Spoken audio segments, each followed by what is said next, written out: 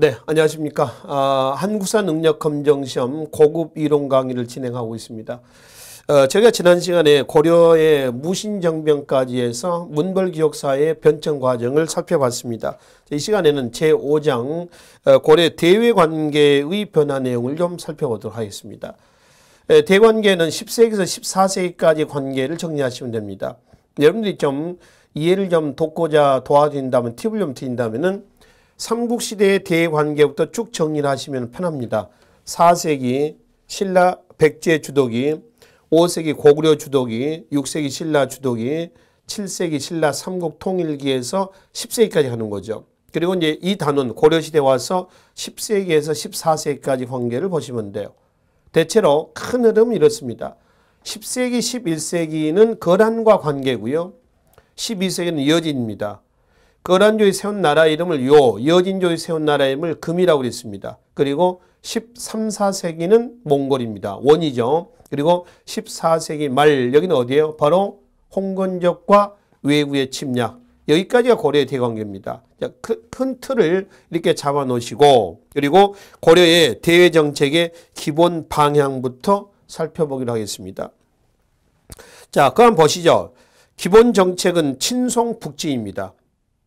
조선은 4대 교린 이러죠. 고려는 친송북진이라고 이래요. 그래서 친송북진 그러면은 송과의 관계는 고려 광종대 때입니다. 고려 광종대 때에 넘기시면은 광종대 때에 경제 문화적인 목적이 주 목적이에요. 물론 정치적인 목적도 있다 하지만은 주로는 경제 문화적인 목적에서 광종대 손을 잡았고요. 근데 송은 거꾸로 고려에 대해서 정치 군사적인 목적이 더 강해요. 그래서 962년에 광종대 수교관계를 맺습니다. 962년이라고 한다면 고려 광종대 때인데 중국은 5대 식국의 상황이 송에 의해서 수립될 때가 960년이거든요. 시기를 좀 유념해서 보시면 됩니다.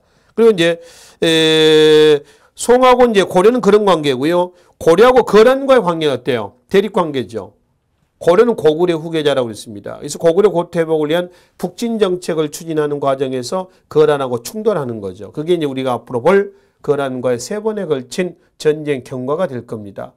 그러면 이제 거란과 송은 또 어떤 관계냐? 적대 관계입니다. 연운 16주라고 하는 지역이 있습니다. 5대 식국의 혼란기 때 거란이 차지를 합니다. 원래는 중국 땅인데. 나중에 송이 건국한 다음에 야, 내 나라 거란이 못 주겠다. 그래서 이제 이 땅 연운 16주 문제를 놓고 대립 관계가 되는 거죠. 이 땅은 어땠냐? 송이 받아옵니다. 대신 그 땅에서 생산되는 것은 다 누가 먹기로 하고 거란이 먹기로 하고 땅만 주는 거냐. 그래서 이제 거란과 송과의 관계는 대립. 고려하고 거란과의 관계 대립. 고려와 송과의 관계는 어떤 관계? 친선 관계. 친송 북진. 이게 고려의 대외 정책 기본 방향이에요. 그리고 이제 중국의 왕조표를 잠깐 봅시다. 5대 식국. 이 시기는 우리나라의 후삼국 시대입니다. 5대 식국 앞에는 어디에 있어요? 중국 당이겠죠, 당. 그리고 이제 당송 교체기의 5대 식국. 이걸 수습했던 나라가 어디예요? 5대 후주라는 나라가 있습니다. 후주의 절도사 조광윤이가 960년에 송을 건국해요. 그러니까 960년까지는 중국은 5대 식국의 혼란기였다는 겁니다. 우리나라의 어느 시기예요? 후삼국 시대 그리고 고려 건국 이후 이 시기입니다. 고려가 몇 년에 건국됐나요? 918년입니다. 마지막 후백제까지 고려가 병합한 것이 936년이에요. 그러니까 이때까지도 중국은 혼란기였다는 겁니다. 고려 건국은 중국에 도움하고는 관계없어요. 독자적으로 우리가 후삼국의 상황을 수습한 겁니다. 자주적이고 주체적인 사회의 자율적인 변화다라고 얘기하는 거죠. 그런 이제 송은 북송과 남송은 아닙니다. 왜냐하면 이 북송 앞에 있는 송이 1127년에 어디에 멸망을 해요? 여진에게. 그 남송이 성립돼. 그 남송이 1279년에 또 어디에? 몽골에게 멸망을 해요. 그래서 북송, 남송은 그냥 묶어서 우리가 퉁쳐서 그냥 송이라고 그래. 송. 이제 북방민족의 거란은 1125년에 여진에게. 여진은 1, 2, 3, 4년에 몽골에게 멸망합니다. 그 몽골은 1368년에 명나라에 또 멸망을 해요. 그래서 중국은 다시 한족이 지배를 하게 되는 거죠. 그런 순서입니다. 그러니까 위쪽에 있는 거란, 여진, 몽골은 북방 민족이고요. 밑에 쪽에 있는 북송, 남송, 한족, 명, 여기는 한족이 한족. 맞죠? 한족 국가에 해당이 되겠습니다. 이 과정을 고려하고 같이 묶어서 고려가 이제 거란, 여진, 몽골 다 접촉하고 있지 않습니까? 송하고 이 과정을 묶어서 살펴보시면 되겠습니다. 자, 다음 장에 넘어가시면은 바로 10세기, 11세기 때의 고려의 대관계입니다. 여기 한번 봅시다. 10에서 11세기 때 거란하고 관계인데 거란족이 세운 나라를 요라고 그랬습니다. 중국은 5대 식국의 상황을 수습했던 송이 있습니다. 북송이었겠죠. 그 다음에 우리는 고려가 되겠습니다. 송과 거란은 어떤 관계라고? 대립. 자, 붉은색은 적대관계, 대립관계로 표시합시다. 우리가 고려와 거란도 이렇습니다. 특히 두 나라의 관계에서 훈요 10조 4조 나중에 확인하십시오. 훈요 10조 4조는 거란은 야만국이다. 야만족이다. 거란을 배척해라. 그래서 훈요 10조 4조. 또 만부교 사건. 거란이 국호를 요로 고치고 고려에 사신과 낙타를 보내요. 사신을 무인도로 귀향을 보냅니다. 그 낙타를 개경의 만부교란 다리 밑에 묶어서 굶어 죽입니다. 그래서 만부교 사건, 그 다음에 훈요 10조 4조 거란과 관계를 보여주는 자료입니다. 그리고 이제 송과 고려는 어떤 친선관계입니다. 송은 고려에 대해서 정치 경제적인, 고려는 송에 대해서 경제 문화적인 이런 고려의 친송 북진 정책이 결국 거란의 고려에 대한 몇 차? 3차 침입으로 나오게 됐다. 이게 11세기 거란과의 주된 관계예요. 아시죠? 그러면 그 중에 1차 침략부터 한번 보겠습니다. 자, 이 1차 침략은 성종 12년 993년입니다. 1차 침략의 원인은 고려의 친송 북진 정책이 하나 들어가 있고요. 그 다음에 또 하나 원인 봐봐요. 자료에 또 뭐가 있습니까? 고려가 차지하고 있는 고구려의 땅을 내놔라. 어느 땅을 얘기하느냐? 이 땅은 신라 삼국 통일로 인해서 그어진 영토가 어디서 어디까지예요? 대동강 원산만입니다. 대동강 원산만이라 합시다. 태조 말년에 왕건이죠. 태조 말년에 북진 정책 결과 영토가 어디서 어디까지 올라갔다고 그랬습니까? 청천강에서 영만까지 올라갔습니다. 이 땅을 내놓으란 얘기죠. 누가? 거란이 이 땅을 내놔라 이렇게 욕을 하고 있었습니다. 그리고 이제 니네는 왜 가까운 나라를 접하고 있는 나라를 나라하고 친선 관계를 맺지 않고 바다 건너 송과 수교하느냐 이거예요. 그래서 단송 친유해라. 송과의 관계를 끊고 거란하고 친선 관계를 맺어라. 이렇게 하면서 거란의 소선령이 내려오는 겁니다. 서희가 나가서 담판합니다. 강동 육주를 회복합니다. 이때 소선령하고요 그 서희의 담판 내용이 나와 있습니다. 그 내용도 자주 출제되는 내용 중에 하나죠. 사료 내용. 그건 연비함 읽어보십시오. 자, 그렇게 해서 이제 조건부 화의를 맺어요. 어떤 조건부 화의냐면은 고려는 거란에 연호를 쓰겠다. 또 단송 친유하겠다. 이제 연호를 쓰고 단송 친유하겠다. 대신 강동 육주를 내달라. 강동 육주가 어디예요? 이쪽입니다. 최초로 우리나라 영토에서 압록강 하구까지 올라가는 그런 계기가 됐습니다. 강동 육주 확보. 이렇게 해서 이제 마무리가 된 거예요. 그런데 이제 고려는 거란에 연호를 쓴다는 것은 물론 형식적인 연호입니다만은 임금과 신하의 관계가 맺어졌다는 거거든요. 그 단송 친유를 해야 되는데 고려가 또 단송 친유 약속을 지켜 안 지켜? 안 지키고 있었고요. 군신관계 연호 사용을 했다라고 하는 그런 의미에서 고려는 거란의 내정 간섭을 받을 우려가 있습니다. 실제로 그런 일이 일어나죠. 고려에서 강조의 정변이 일어납니다. 강조의 정변은 우리가 국조에서 봤었죠. 목종을 패하고 강조가 목종을 패하고 누구를 현종을 옹립한 사건이에요. 그러니까 누구 마음대로 거란은 왕위 거체가 있었냐. 자기네 승인도 없이 이 얘기거든요. 그래서 강조의 정변을 계기로 단송 친유를 하지 않는 요건을 계기로 약속을 지키지 않는 조건을 계기로 강동 육주를 걸려면 내놔라 라고 하면서 거란에 성종이 직접 쳐들어옵니다. 현종 즉위하자마자. 이게 2차 침략이요. 1010년이 됩니다. 이때 고려의 왕 국왕은 성종이죠. 성종은 어디까지 현종이죠. 어디까지 하냐면은 전라도 나주까지 피난을 갑니다. 상태가 좀 심각한 거죠. 근데 이때 전쟁이라고 하는 것은요, 항상 퇴로를 확보해 놔야 돼요. 근데 계속 내려온 건 좋지만은 서북 쪽에서 자꾸 퇴로가 막히는 거예요. 뭐 강조라든가 이런 사람들이 활동하면서 퇴로가 막히는 겁니다. 자칫 잘못하면은 도간의 든치가 될 수도 있죠. 그래서 고려와 화의를 맺습니다. 어떤 조건이냐면은 고려 현종의 입조입니다. 현종이 직접 조공을 들고 짊어지고 거란에 갖다 바치는 입조를 조건으로 좋다 이렇게 하자 하고 이제 철수를 하게 되는 거죠. 그러면 이제 현종이 입조를 해야 돼요. 근데 또 입조를 하고 있어? 안 하고 있어. 거란이 왜 안 하느냐? 그또 강동 6조 내놔라. 그또 내줘? 안 내줘. 그래서 강동 6조 반환 거부와 현종의 입조 거부에 대해서 약속 불이행에 대해서 현종 9년 1018년에 거란의 소비합의가 또 들어옵니다. 이거를 강감찬이 막아냅니다. 이게 1019년에 뭐요? 귀주대첩이죠. 그러니까 총 3번에 걸친 거란과의 전쟁에서 고려가 판정승을 거둔 겁니다. 이겼습니다. 자, 그 결과를 좀 보기로 하겠습니다. 정치 면부터 한번 볼까요? 고려와 송, 거란 세 나라의 팽팽한 동아시아의 세력 균형 유지가 됐다. 또 거란 간의 공식 외교관계가 수립이 됐고요. 이때 문화 교류가 이루어졌죠. 특히 거란의 대장경이 들어와서 의천이 대장경입니다. 교장을 접하는 데 영향을 줬고요. 그리고 나성이 축조가 됩니다. 국방강화책이죠. 이 나성은 도시 전체를 둘러싼 성을 뭐라고 했어요? 나성이다. 이렇게 얘기를 했죠. 그렇죠?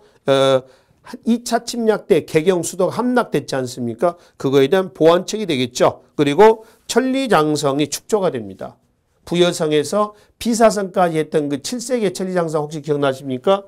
여기에서 부여성에서 요동반도급 비사성입니다. 이거는 고구려가 당의 침략을 막자라고 하는 거였죠. 근데 당 태종이 쳐들어왔죠. 645년 1차만 기억하시라고 했죠. 당과의 전쟁은 양만춘 안시성 혈전입니다. 여기서는 그 천리장성이 아닙니다. 여기서는 압록강 하구에서 동해안의 도련포까지 고려 장성이라고도 하고요. 또는 천리장성이라고도 합니다. 이거는 11세기 중엽의 천리장성이에요. 이 천리장성은 거란의 침략 이후에 쌓았다 그래서 거란의 침략만 막자는 건 아닙니다. 동북 쪽에는 한참 누가 성장하고 있었냐면 여진이 성장하고 있었거든요. 그래서 이 천리장성은요. 거란과 여진에 대한 동시방어책이에요. 아시죠? 거란 여진 동시방어책이다. 그 다음에 문화면에서는 불력에 의해서 거란의 침략을 막자 해서 초조대장경이 조판이 됩니다. 1차 대장경을 얘기하는 거죠. 그리고 7대 실록. 이거는 문화적 우월감을 과시하기 위해서 태해, 정광, 경석, 목종실록까지 해서 7대 실록이 편찬이 됐으며 또 이걸 막아내면서 고려는 할 수 있다는 자신감을 얻게 됩니다. 이 자신감이 바로 고구려 고토회복을 위한 고려의 북진정책으로 작용을 하게 되는 것이죠. 계속 이제 북진정책을 추진해 나가는 그런 과정이 되겠습니다. 이게 거란과의 세 차례에 걸친 전쟁의 결과에 해당이 되겠습니다. 근데 그 거란이 1125년에 어디에 멸망했어요? 여진에게 멸망합니다. 여진족이 이제 세력을 팽창하면서 12세기 관계에는 고려는 여진하고의 관계가 되겠습니다. 여진족이 세운 나라를 뭘 한다고요? 금이라 합니다. 이 거란을 여진이 접수를 하는 거죠. 그렇죠? 1125년에. 이 거란이 멸망하고요. 거란족에 의해서 이른바 제2의 거란이라고 하는 건죠. 대요수국이 건국이 됩니다. 이 대요수국은 압록강 중류의 대요수국이 건국이 돼요. 그런데 이제 대부분은 거란의 고토는 여진이 장악을 했습니다. 그런데 중국은 어디예요? 송 그대로 있죠. 우리나라는 고려가 있죠. 고려와 송과는 이런 관계 유지가 되고 있고 기본적으로 이 여진이 북송을 치잖아요. 이때가 언제죠? 1127년이라고 그랬습니다. 북송이 멸망을 하고 어디가 성립됐나요? 남송이 성립이 됐습니다. 기본적인 틀은 이 관계 그대로 유지가 됩니다. 그리고 여진과 고려 관계를 좀 보겠습니다. 원래 여진은 고려를 부모의 나라로 섬겼어요. 좀 미미한 민족이었었습니다. 근데 여진족이 이제 이 세력을 팽창해 나가 12세기 이후에 세력을 팽창해 나가면서 고려를 자꾸 변방을 치는 겁니다. 그래서 고려의 숙종대 때에 윤관이 임간 등과 함께 여진을 토벌하러 갔어. 이때가 1104년이에요. 깨졌어. 왜 깼냐면은 윤관, 임간 이 부대는 보병을 데리고 간 거예요. 근데 여진은 기병입니다. 단번에 깨졌어요. 한 판에 깨졌습니다. 돌아옵니다. 그래서 윤관은 별무반을 편성합니다. 신기군, 신보군, 항마군에서 별무반을 편성하는 거죠. 별무반은 여진 대비 특수부대죠. 일전에 우리가 거란 대비 특수부대에서 뭐가 나왔었어요? 광군. 기억나시죠? 해종대 때, 정종대 광군. 이 광군을 관할하는 관직을 광군사라고 그랬습니다. 이게 나중에 고려의 5도의 주현군 있죠. 5도의 주축 부대가 됐었습니다. 그렇죠? 자, 다시. 그래서 별무반을 편성해서 숙종대 때 여진을 토벌하려고 했는데 숙종이 갑자기 죽어버렸어요. 급살합니다. 그래서 여진 토벌은 못했어요. 그 숙종 다음에 누가 나옵니까? 예종이 나왔죠. 이자금이 둘째 딸을 출가시켰던 그 예종이에요. 그래서 예종대 때에 윤관이 별무반을 데리고 와서 여진을 토벌합니다. 동북 구성을 축절했어요. 이때가 1107년입니다. 근데 1109년에 1년 반 만에 파평윤 씨의 시기, 또 여진족에 돌려달라는 요구, 또 고려의 수비 문제. 왜냐면 이쪽엔 거란도 있거든요, 아직은. 그래서 여진만 여기다가 이제 뭐 동북 구성 쪽에만 고려의 어떤 국방력을 집중할 수가 없었습니다. 이런 여러 가지 안팎으로 이유로 인해서 1109년에 돌려줍니다. 다시 돌려줬어요. 그리고 이제 여진족은 세력을 키워나가는 거죠. 그 이후에 여진의 발전 과정을 보겠습니다. 1109년에 동북구석을 돌려받고 1115년에 여진이 금을 건국을 합니다. 아골타라는 사람에서 금을 건국을 했어요. 그리고 1125년에 거란을 멸망을 시켰습니다. 1125년 거란 멸망입니다. 저기죠? 그 다음에 1126년에 고려에 4대를 요구합니다. 4대. 무릎 꿇어라 이거지. 이때 이자겸이가 4대 수락을 했습니다. 그리고 이자겸의 이후에 난이 일어났죠. 그리고 묘청의 서경촌도 운동이 일어났죠. 그리고 무신정변이 일어났습니다. 이게 고려사의 변천 과정이죠. 다시 여진은 1127년에 북송을 멸망을 시켰어요. 그렇죠? 그리고 남송이 성립된 거죠. 그러다가 1, 2, 3, 4년에 멸망합니다. 어디에 멸망하나요? 원, 몽골에게 멸망한다는 거지. 보세요. 1125년, 26년, 27년, 또 26년에 이자금이나. 그러니까 12세기 초는 동아시아가 격변기예요, 격변기. 급속도로 혼란한 시기. 이 시기가 12세기입니다. 12세기 여진과 이제 관계는 1126년을 끝으로 해가지고 4대 관계가 맺어졌다. 1126년. 이게 12세기 여진과의 관계다라고 보시면 되겠습니다. 여진족의 그 명칭 좀 잠깐 보고 넘어갑시다. 이 숙신, 음루, 물길, 말갈, 여진, 야인, 만주, 후금 있죠. 다 같은 민족이에요. 시대에 따라서 명칭만 다른다. 다 같은 민족인데, 그래서 숙신, 음루는 우리나라 연맹왕국 때, 그러니까 뭐 철기시대 때가 되겠죠. 그 다음에 삼국시대 때 물길, 통신라 때 말갈, 그리고 고려 때는 여진, 그리고 조선 초기에는 야인이라고 해서 야인. 이 야인이 후금이고요. 후금이 나중에 국호를 청으로 고친 그 만주족입니다. 다 같은 민족이다라고 보시면 되겠습니다. 그리고 이제 다음 장에 보시면은 척경입비도라고 하는 그 사진이 하나 있습니다. 그림이 하나 있어요. 그 척경입비도는 뭐냐 그러면은 고려시대 때 그려진 그림은 아니고요. 조선 후기에 그려진 그림입니다. 윤관의 동북구성 개척한 것을 그린 그림이에요. 자세히 그림 보시면은 비석을 이렇게 세우고 있는 그림이 있죠. 오른쪽에 중간에 그죠? 거기에 고려지경이라고 써져 있고요. 한자로는 고려지경, 고려의 경계, 영토란 얘기입니다. 그다음에 그 텐트가 두 동이 있어요.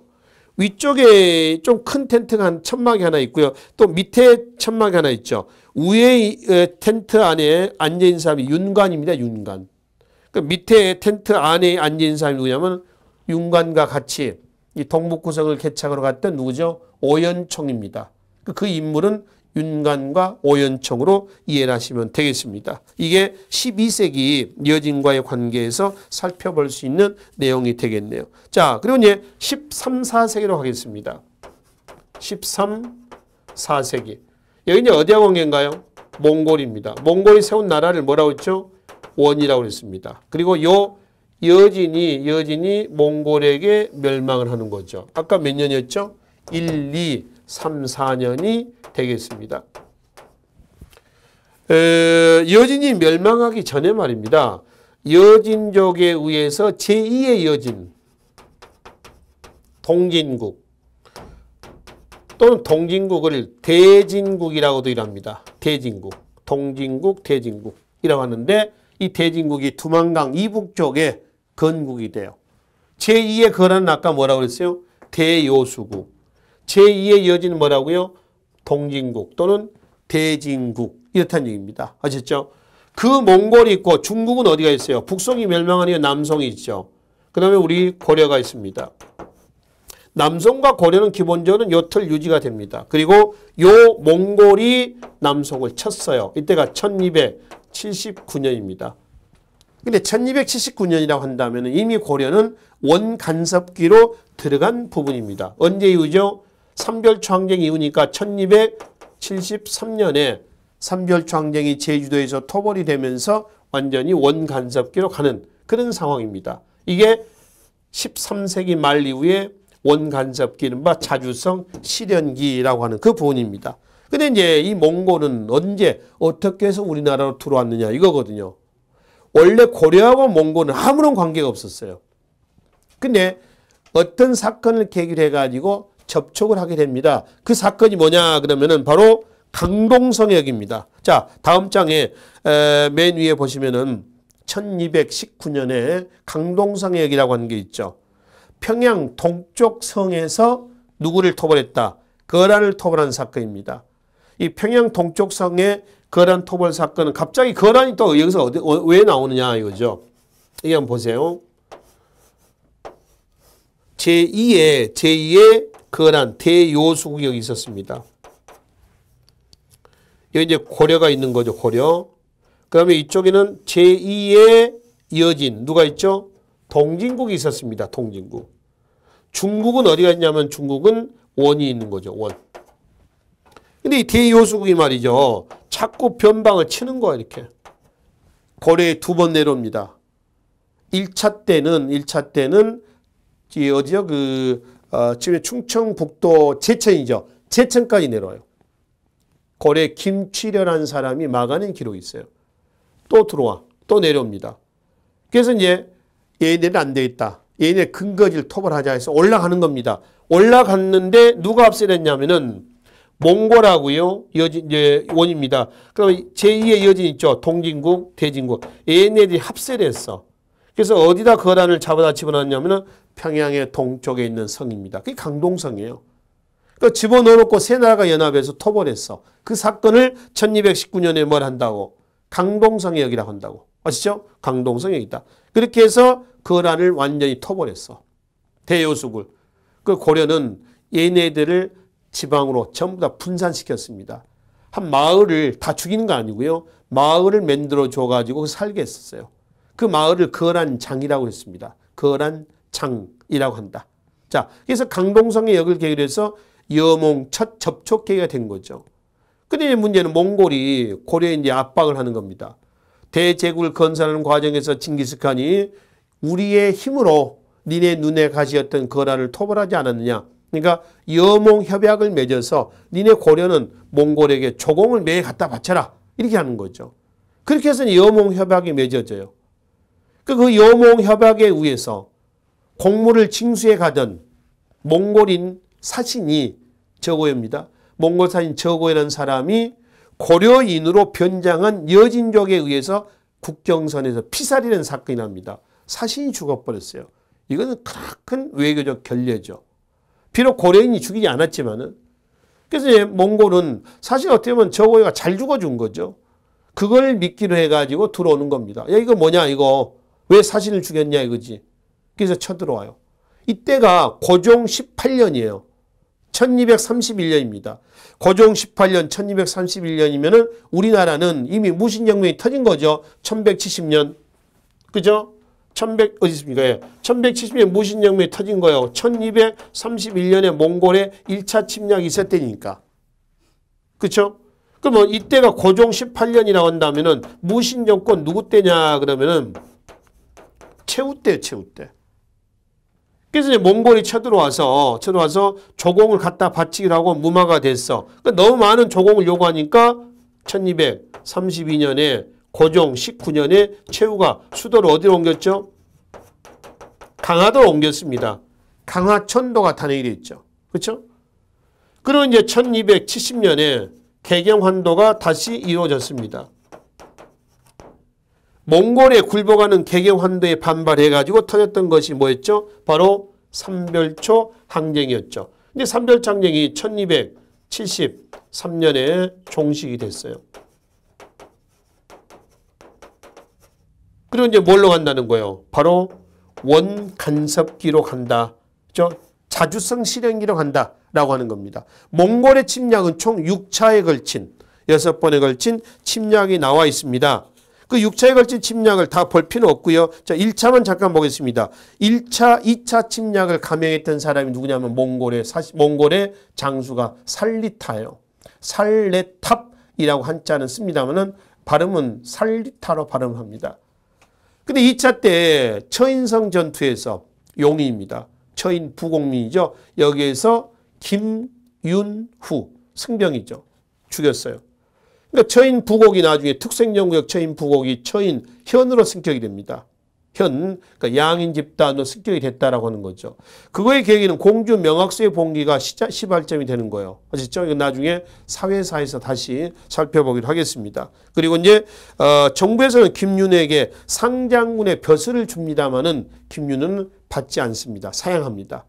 그러니까 군공을 통해서 신분 상승이 가능했다는 점도 우리가 확인해 볼 수가 있는 거죠. 이때 2차 침략 때에 초조대장경, 교장, 1차, 2차 대장경이거든요. 이때 소실이 되고요. 또 몽골 침략 때 이것 말고도 황룡사 구축 목탑도 전부 분탕이 돼요. 주요 문화 유물들이 이때 소실이 많이 됐었습니다. 그래서 총 6차에 걸친 몽골 침략으로 해서 고려 조정은 엉망이 되는 거예요. 근데 강화도에서는 무신 정권은 잘 먹고 있었어 또. 육지는 엉망이 되고 있었는데. 그러니 민중들의 민심이 그 정부하고 어떻게 괴리감만 점점 커지겠죠. 그렇죠? 이런 상황입니다. 자, 그러다가 1270년 문신들이 갑시다, 나갑시다. 차라리 갑시다. 항복합시다. 근데 무신들이 끝까지 저항한다. 저항하는 무신의 마지막 누구였죠? 이묘무를 문신들이 죽여. 그리고 문신들 독자적으로 개경환도가 단행이 됐던 겁니다. 근데 그 개경환도에 반발해서 다음 장 넘어가 보실래요? 삼별초 항쟁이 나왔죠. 자, 어딘가 보세요. 강화도에서 진도 누구예요? 배중선. 진도에서 다시 어디로? 토벌됐죠? 제주도 누군가요? 김통정. 이렇게 되어 있습니다. 주로 섬을 통해서 이제 저항했던 것은 몽골이 수전에 약하잖아요. 유목민족 아닙니까? 그래서 섬을 통해서 또 오랫동안 저항할 수 있었던 것은 몽골의 침략에 어떤 많은 피해를 본 민중들이 적극적으로 동참한 겁니다. 지원해 준 거죠. 그래서 장기간 1273년까지 장기간 저항할 수가 있었다. 그러니까 제주에서 토벌하고 몽골은 제주에다가 탐라 총감부를 설치합니다. 그리고 목장을 경영을 해요. 이 목장은 제주도에 많이 있는 조랑말 같은 거 있죠. 그때 몽골에서 들어온 것들입니다. 원래 토착 우리 문화는 아니었던 거죠. 그리고 이제 원간섭기로 들어가게 되는 거죠. 이걸 자주성 실현기다라고 얘기를 합니다. 자, 그럼 원간섭기 때 고려의 영토가 축소가 되거든요. 다음 장에 가보실래요? 다음 장에 보시면은 쌍성총감부, 그 다음에 동령부, 탐라총감부가 있습니다. 영토 축소부인데, 이걸 보기 전에 말이죠. 제주도에 탐라총감부를 설치했다고 그랬잖아요. 이 탐라총감부는 나중에 어떤 용도로 쓰냐면은 일본 정벌 용도로 씁니다. 대제국을 건설한 몽골이 고려를 접수했습니다. 일본까지 접수하라고 하려는 거죠. 그래서 충렬항대 2번에 걸친 일본 원정이 있었어요. 1차 일본 원정 기구가 뭐냐 그러면은 지금 나와 있는 탐라총감부, 둔전 경략사가 있습니다. 둔전 경략사. 여기서는 수송을 담당하고요. 둔전 경략사에서는 뭘 하냐면은 그 식량 있죠. 군량 및 식량을 담당합니다. 근데 일본의 첫 번째 무신 정권이 가마쿠라 막부입니다. 그 가마쿠라 막부의 완강한 저항, 막부는 무신 정권이라고 해석하시면 됩니다. 그 다음에 태풍, 질병 등으로 인해서 실패로 끝났어요. 2차 일본 원정 기구가 있습니다. 정동행성이에요. 2차 일본 원정 기구예요. 정동행성. 동쪽을 정벌하는 관청이라는 뜻입니다. 역시 막부 정부의 완강한 저항, 태풍, 질병 등으로 인해서 실패로 끝났습니다. 아셨죠? 근데 이 정동행성은 나중에 그대로 잔류를 해요. 고려 내정간섭기구로 잔류를 합니다. 여기에 장을 뭐라 하냐면 승상이라고 해요. 승상.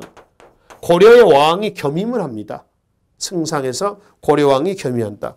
자, 그리고 바로 영토 상실로 가겠습니다. 쌍성총감부, 동령부, 탐라총감부가 있는데요. 이거는 몽골이 설치는 하긴 했지만은 고려의 민족 반역자들이 몽골에 투항을 하면서 이 땅을 들고 가버립니다. 그러니까 몽골이 여기다가 이 관청을 설치하는 겁니다. 위치가 어디쯤 되냐 그러면은 여기가 동령부고요. 평안도 쪽입니다. 여기는 쌍성총감부예요. 제주도 탐라총감부죠. 동령부는 자비령 이북을 관할하는 관청이고요. 쌍성총감부는 철령 이북을 관할하는 관청이에요. 제주도 탐라총감부라고 있죠. 그리고 이제 동령부하고 탐라총감부는 충렬한 개혁정치 때 반환을 받습니다. 충렬한 개혁정치 때. 근데 여기는 쌍성총감부는 반환을 못 받았어요. 공민한 개혁정치 때 무력으로 회복한 적이에요. 그래서 일단 쌍성총감부, 동령부, 탐라총감부에서 바로 원의 직속 관청이 설치가 됐고, 고려는 원의 부마국 지위로 전락이 있다. 부마국은 사이야, 사이. 왜 이렇게 되냐면은 고려의 태자가 인질로 몽골에 끌려갑니다. 그 고려에서 왕위 교체가 광위 교체가 생기면은 고려의 태자가 몽골의 공주하고 혼인해서 들어와요. 그래서 이제 고려는 몽골의 사이의 나라가 되는 겁니다. 고려의 장인의 나라가 되는 거, 원이. 그래서 부마국 체제다라고 얘기를 하는 것이죠. 그러니까 부마국 체제답게 고려의 왕실의 용어, 또 관제가 어떻게 되어 있어요? 한 단계 낮아져야죠. 그러니까 이성육부가 일부 사사가 된다거나 뭐 용어에서 왕의 시호에 보면 무슨 총 붙죠. 충자를 붙입니다. 충무순왕, 뭐 충렬왕, 충선왕, 충수왕, 충해왕에서 충자, 원날에 충성한다는 그런 충자를 붙인다거나 또는 뭐 태자가 세자가 된다거나 이런 식으로 왕실의 용어라든가 관제가 바뀝니다. 그러니까 부마국 체제답게 한 단계 격이 낮아졌다라고 보시면 되겠습니다. 자, 그리고 이제 원의 내정간섭 기구로서 정동행성이 있죠. 이건 정동행성은 원래 일본 원정 기구였는데 그냥 잔류했다고 그랬습니다. 장관을 승상이라고 고려왕이 승상이 돼서 원나라 연락기관으로 삼았습니다. 에하의 부속 관청으로서 이문소, 사법기구고요. 뭐 유학제거사, 의학제거사, 뭐 조마소, 도진무사 뭐 등등의 이런 부속 관청이 있었습니다. 특히 정동행성은 공민왕래 때 반원 자주정책에 인해서 폐지가 되고 있습니다. 기타 정동행성 이하에 다루가치가 있습니다. 민정감찰관입니다. 조세징수, 내정간섭을 담당합니다. 다루가치, 치라고 하는 것은 몽골어입니다. 사람이죠, 사람. 치, 다루가치, 감찰관, 그렇지? 피사치, 피사치는 필도적이라고 그랬어요. 문인들 얘기합니다. 문인들. 또 요즘에도 쓰죠. 뭐 장사꾼들 장사치 이런 장사치, 뭐 양아치 그 한때 뭐 치자는 다 이 적자인데 몽골어로 치라고 읽고요. 그리고 사람을 지칭한다라고 하는 것이죠. 그러니까 우리 문화에 그 몽골어, 몽골의 풍습들이 많이 남아 있어요. 그 중에 가장 많이 남아 있는 곳이 제주도입니다. 그러니까 제주도의 토착 언어들은 육지 사람들은 잘 못 알아들어요. 그 몽골 말이 많이 섞여서 했다고 그래요. 또 뭐 조랑말이라든가 뭐 전부 다 몽골 문화들이 제주도에 많이 나와 있습니다. 또 섬이다 보니까 지역상 육지 문화하고 같이 섞이질 않아요. 좀 배타적인 이런 성격을 많이 가지고 있죠. 그 다음에 경제 수탈에서 인적 수탈을 위한 결혼도감, 어린 여자들 욕을 합니다. 이에 조혼이 또 유행하죠. 조혼. 그 다음에 처녀 과부 추고별감에서 처녀 과부 환관들을 잡아갑니다. 환관들. 대부분 이제 어렵게 이제 거기서 살아가는 거죠. 근데 그 기황후라고 옛날에 뭐 사극도 한번 나오고 그랬습니다만은 기황후가 있습니다. 기자오의 딸이에요. 부원 세력이죠. 곤문 세력. 기자오, 기철과 기황후는 남매 관계입니다. 기황후가 몽골에 가가지고 원나라 순제의 아들을 낳아요. 얼마나 고려에서 이 기씨 세력들이 득세하겠습니까? 아들을 낳는데, 그렇지? 그래서 끌려가서 어렵게 생활하는 사람도 있겠지만은 뭐 이런 경우도 있다. 이런 경우는 극히 드문 경우가 되겠습니다만. 그러니 물적 수탈을 위한 반전도감, 특산물을 거둬들이기 위한 특수기관이죠. 응방도감, 응방할 때 그 한자의 응자는 매응자입니다. 사냥매죠. 사냥매. 그래서 꿩을 잡기 위해서 매를 훈련시켜서 갖다 바치게 하는 거죠. 이 몽골인들이 꿩고기를 굉장히 좋아한다고 그래요. 그래서 꿩을 잘 잡는 바로 매를 훈련시켜서 갖다 바치겠다라고 하는 거죠. 자, 그래서 인적, 물적 수탈을 위한 그러한 기구들이 있고요. 그런 밑에 원간섭기 때에 고려에 끼친 고려 문화의 영향을 좀 살펴보기로 하겠습니다. 특히 그 고려의 통치체제에 자주성에 심각한 손상을 입었으며, 즉 자주성의 실현기라고 얘기를 했습니다. 원의 압력, 친원파의 책동으로 해서 고려 정치는 크게 왜곡이 됐으며 정치 기강은 완전히 박살났습니다. 원나라의 문화가 우리나라에 또 들어오기도 하고 고려의 문화가 원에 또 넘어가기도 합니다. 그 중에 만권당부터 한번 보실래요? 만권당은 충선왕이 개혁정치를 펴다가 실패해요. 원나라에 끌려갑니다. 그래서 원나라에 설치했던 학술기구예요. 여기에서 원나라의 원명선이라든가 조명부, 고려의 이재현, 충선왕이 사랑했던 남자 이재현입니다. 불러다가 학술교류를 합니다. 만권당. 또 성리학이라든가 목화라든가 이암이라는 사람이 원나라 농상지배를 소개합니다. 고려 때 농서 편찬은 없어요. 이거는 원나라의 농서를 가지고 온 겁니다. 화약, 채무선, 화통도감, 그리고 진포 싸움에서 화약을 만들어서 화포를 만들어서 외국 격퇴에 크게 효험을 받습니다. 전부 원나라 문화입니다. 대표적인 것이 성리학, 목화, 농서, 화약이 되겠죠. 그 다음에 고려에서는 몽골의 풍속이 유행합니다. 거기 나와 있는 몽골식 의복, 몽골어, 변발, 은장도, 장도, 연지, 곤지, 또 만두, 음식 만두 있죠. 또 증류식 소주지, 소주. 희석식 뭐 화학 소주 말고 말이죠. 안동 소주 같은 증류식 소주. 전부 다 몽골 문화예요. 또 고려에 여인들이 많이 끌려간다고 그랬죠. 끌려가서 고려의 문화가 몽골에 소개가 됩니다. 그걸 고려양이라고 하는데 고려양. 그래서 두루마기, 생채는 무를 채를 썰어서 바로 무쳐서 먹는 거 있죠. 그런 반찬 종류입니다. 고려병은 떡병자입니다. 떡 이런 것들이 몽골 사회에 유행을 하게 됐었어요. 이게 풍속 교류 현황이 되겠습니다. 그리고 이제 뭐 분공이라든가 몽골에 잘 보여서 신분 상승하는 경우도 있고요. 신분제 동요 변동에도 영향을 주고 있었습니다. 자, 이런 상황 속에서 고려는 여기서 벗어나려는 몸부림을 추진하는 거죠. 취하는 거죠. 그게 보통 공민왕을 주로 많이 하는데 사실 이전부터 개혁 정치는 추진이 되고 있었습니다. 일단 공민왕을 중심으로 보는데요. 충렬왕하고요. 충선왕대 때 개혁정치 기구를 잘 좀 매치 좀 시켜놓읍시다. 충렬왕대 개혁정치 기구를 뭐라고 그래요? 전민 변종 도감. 토지와 백성을 바로잡는 관청이라는 뜻입니다. 전민 변종 도감. 그리고 관악지능책에서 교육제에서 나왔죠. 서막전, 또 경사 교수도감의 설치, 사학 융성에 따른. 근데 잘 안 됐습니다. 그의 아들이 충선왕이에요. 충선왕의 개혁정치 기구는 뭐예요? 사림원입니다. 사림원을 중심으로 해서 개혁정치를 추진하고요. 국가재정확보책의 일환으로서 의염창이라는 기구를 둬서 소금을 전멸한다거나 뭐 이런 정책을 추진하고 있었습니다만은 역시 실패. 그래서 이제 충선왕은 원나라의 소환이 돼서 만권당을 두고 여원문물 교류에 기여했다라고 말씀을 드렸죠. 그런데 개혁정치다운 개혁정책은 누군가요? 공민왕입니다. 공민왕 개혁정치는 꼭 기억을 해두세요. 자주, 늘, 항상 출제가 되는 내용입니다. 고려 공민왕과 고려 광종의 개혁정책은 특히나 그렇습니다. 왕의 정책에서. 그래서 공민왕 개혁정책의 시대적 배경은 원명교책입니다. 원명교책이라면은 원나라 말기 때에 남송인들의 이 한족 아닙니까? 민족 종교가 있었어요. 백년교입니다. 이 백년교도들이 난을 일으켜요. 백년교도의 난. 머리에는 홍색 투건을 둘렀다 해서 뭐라고 그래요? 홍건적의 난이라고 그래요.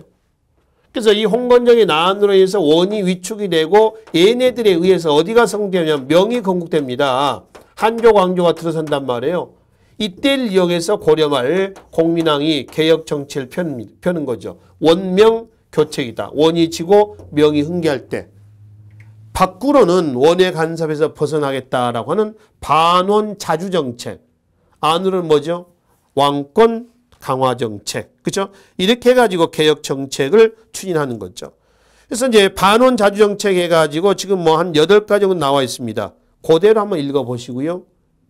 밑에 왕권 강화 정책이 있죠. 이 왕권 강화 정책 신진 4대부를 중용해서 인사권 장악기였던 정방을 폐지한다거나 그 다음에 전민 변정도감을 두고 토지제도 또 억울하게 노비가 된 양인을 다시 환원시키는 이러한 개혁 정치를 단행을 했습니다. 전민 변정도감의 장을 판사를 하고요. 여기에 권문세족과 관계없는 누구를 중용했어요? 신돈입니다.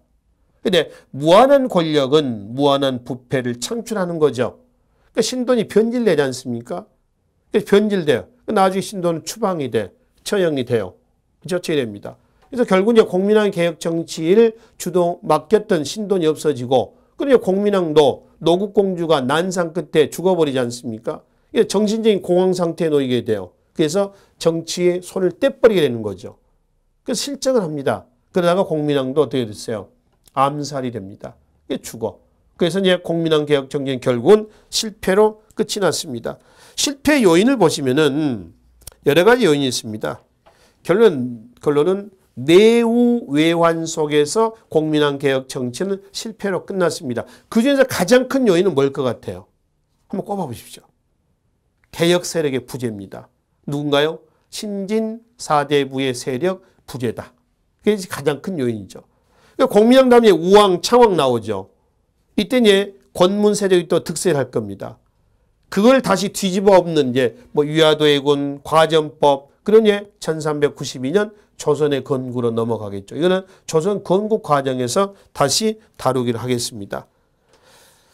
이게 이제 13, 14세기의 고려 대관계이에요. 자, 이어서 좀 봅시다. 그다음 이제 고려 대관계 마지막 14세기 후반으로 갑니다. 14세기 후반은 홍건적과 왜구의 침략이에요. 그러니까 북쪽에서는 홍건적 내려옵니다. 남쪽에서는 왜구들 쳐들어옵니다. 그 중간에 지금 고려가 있는 거죠. 홍건적은 누구냐 하면은 아까 백년교도들이에요. 대부분 명을 건국한 데 동참했어. 근데 일부가 내려와요. 공민왕대 2번 내려옵니다. 그것이 이제 결국 공민왕 개혁정치 실패의 요인이 또 되는 거죠. 2차 때는 안동까지 공민왕이 피난을 가지 않습니까? 그러니까 안동에 가면 말이죠. 공민왕의 흔적들이 많이 나와 있어요. 많이 남아 있습니다. 특히 안동의 무형문화유산으로 무형문화재로 이제 보존되고 있는 그 안동 여인네들, 그러니까 공민왕이 안동에 피난을 간 겁니다. 다리가 없는데 개천이 있었답니다. 건너가는데 다리가 없는 거예요. 그래서 여인네들이 나와 허리를 구부려 그 등을 밟고 이렇게 건너갔다는 거죠. 그래서 지금까지 유지가 되고 있는 안동 노다리 밟기라든가 노다리 밟기. 이제 뭐 공민왕 흔적이죠. 공민왕이 또 귀경 중에 영주 부석사에 들려서 영주 부석사 그러면 고려에 현재 우리나라의 좌불상 중에서 가장 큰 좌불상이 하나 있어요. 뭐죠? 부석사 무량수전에 있는 소조 아미타 열애자상입니다. 거기 무량수전의 현판을 또 누가 했어요? 공민왕이 씁니다. 그리고 돌아와가지고 홍건적 침략 때 개경의 궁궐이 불타버렸거든요. 그래서 흥왕사라고 하는 사찰에 잠깐 머물고 있었는데 김용이라는 사람이 흥왕사에 변해서 공민왕을 암살하려다가 실패한 사건이랍니다. 그게 흥왕사의 변이에요. 그걸 이제 최영등이 이제 막아내요. 하여튼 그런 수모를 겪고 다시 이제 개경으로 들어오는 거죠. 들어와서 개혁정치를 추진하다가 신돈 변질됐고 그다음에 노국공주가 이제 난상 끝에 죽어버리고 이렇게 하면서 본인도 실정에 빠지다가 결국은 암살이 됐습니다. 그러니까 암살되게 된 배경은 공민왕의 개혁정치 내용 중에 보면은 실정에서 자제위라고 하는 게 나옵니다. 자제위는 뭐냐면은 공민왕이 궁궐에 아주 미소년들, 아주 예쁜 어여쁜 남자 아이들로 구성된 기구예요. 왕의 시중을 들게 하는 기구입니다. 이 왕의 시중을 들게 하는 기구 중에 홍륜이라고 하는 애가 있었는데 홍륜이 공민왕의 부인, 공민왕의 첩이 되는 거죠. 익비를 범해서 익비가 임신을 하게 돼요. 아이를 가져버려요. 큰일 날 일이 생긴 거죠. 그래서 이거를 당시 환관이었던 최만생이가 바로 왕에게 꼬드기는 겁니다. 이 녀석이 익비를 범했습니다. 그래서 이제 공민왕이 어떻게 했어요? 이걸 널리 퍼뜨려야겠습니까? 아니죠. 조용 쉬쉬하면서 일을 처리해야 될 거 아닙니까? 그래서 이 사실을 알고 있는 최만생과 홍륜을 공민왕이 죽이려고 그랬어요. 그랬더니 얘네들이 가만히 있다가 앉아서 죽게 생겼어. 연합을 해. 그래서 얘네들이 공민왕을 시해를 합니다. 그래서 죽어. 끝나는 거죠.